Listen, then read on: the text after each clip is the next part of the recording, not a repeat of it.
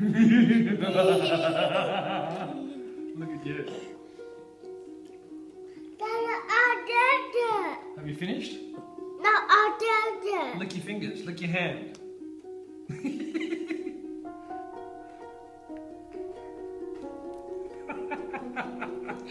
Happy birthday, William.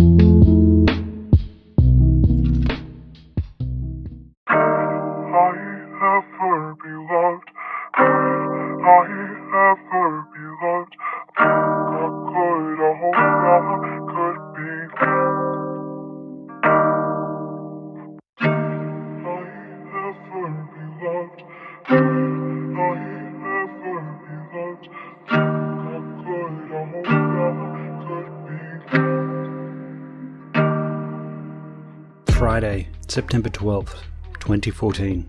Just before 9 a.m, a woman opened the sliding doors on her veranda to look out at a kookaburra when she noticed two cars parked in the street. Minutes later, a little boy and a little girl were riding their bikes in the property's driveway when a car drove past, did a U-turn in a neighbour's driveway and drove off. At about this time, a neighbour, whose property was just metres away, heard two children playing before she took off and ran errands in town. The house on the other side was empty. The neighbours were away. At 9:15 a.m, the father of these two children left the house because he had bad phone signal and needed a phone reception. He headed to town to make a business-related Skype call and to go to the chemist. At 9:45 a.m, the two children's mother took 3 photographs. The photographs captured were of the little boy in a Spider-Man suit without his shoes on the veranda, scattered with crayons. This would be the last photo ever taken of this boy.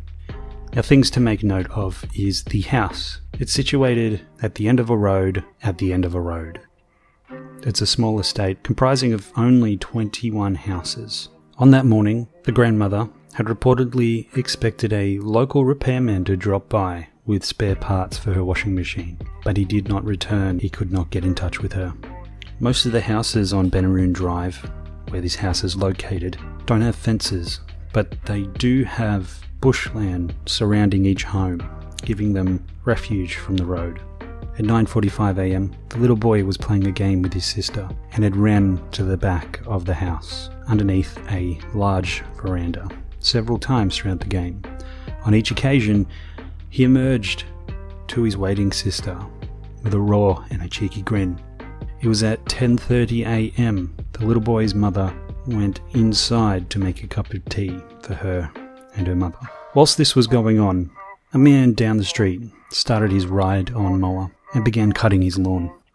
The little boy ran down to the back of his grandmother's home towards the backyard, only this time he didn't reappear. After a few moments, his mother asked his sister where he was, and then ran back into the house and asked her mother if he was back up there.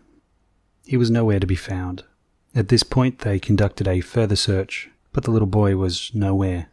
A few minutes later, a neighbour was reading a book on her front porch after dropping her children at school when she looked up and saw a woman frantically pacing the quiet street, at which point the mother approached her gate. Quote, "You could tell she was very distressed when she first came to us. I just remember saying, 'Don't worry, we'll find him.' And that has stuck with me because obviously they didn't find him. I waited with her while she called the police." Police emergency, this is Simone. Yeah, hi. Son is missing. He's 3.5. Okay. Sorry. What's your address? Benaroon Drive, Yep. Kendall. Okay. Benaroom Drive in Kendall? Yes, All right, I'm just going to bring that up on my map. It won't be a moment. thank you. How long has he been missing? I think we've been looking in 20 minutes, but Okay.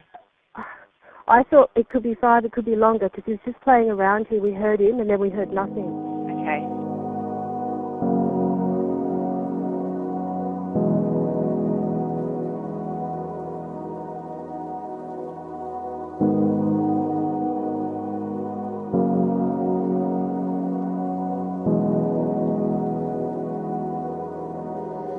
Missouri.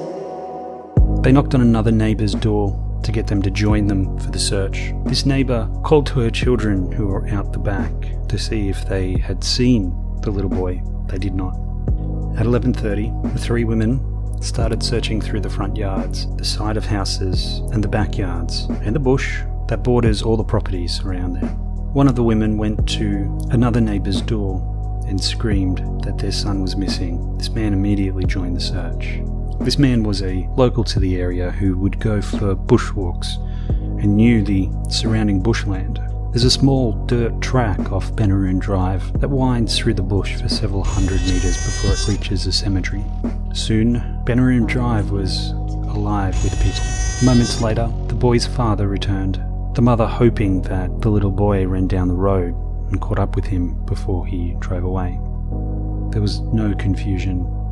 He wasn't with him. Just before 11 a.m, the mother dialed 000. The police arrived and called the dog squad, followed by the State Emergency Service volunteers. By 1 p.m, a police helicopter was in the sky, and with phones ringing hot around Kendall, soon scores of residents from surrounding areas had convened on Benaroon Drive to join the search. At this point, the New South Wales Police began door-knocking houses. At 48 Benaroon Drive, police sniffer dogs picked up the boy's scent, but only within the boundaries of the property. Police searched each of the 21 houses in the estate, climbing onto roof, subfloor spaces and wall cavities, and combing through cupboards, sheds and backyards. The bushland surrounding the grandmother's home was also searched, with no signs of the boy. This boy was 3 years old. He was wearing a Spider-Man costume. He could not have gotten far on his own. The police swiftly concluded that William Tyrrell was abducted. It was around 1 p.m. when there was a knock at a Sydney door. It was the police, knocking on the door of 25-year-old Carly Tyrrell and her partner Brendan Collins. These are William Tyrrell's biological parents. They were interviewed, but police dismissed the pair as possible suspects. As night fell on Benaroon Drive, no peace came with it. William's foster father frantically searched yards over and over again into the night, walking and crying. He kept uttering to himself, "Is there anywhere else William could have been hiding?" He looked devastated. In the coming days, hundreds of tips and possible sightings poured in to the tip line. More than 200 police officers, SES volunteers and residents scoured the properties and kilometres of bushland around the property. Police divers then arrived and started searching creeks and rivers. 4 days after his disappearance, volunteers came across a patch of blood near a creek just over 2 kilometres from Benaroon Drive. Forensic police trucks then arrived. The tests revealed the blood was not human. On a bush track, a knife sheath and a set of small footprints were found, but police discounted them as a lead. The police conducted a evidence-based search of the national park, 10 kilometres from the abduction site, looking for items like clothes and a possibly discarded vehicle. Live to reporter Gabrielle Boyle, who's near Bonny Hills on the state's mid-north coast. Gabby, have police given an indication of how long this search will actually go on for?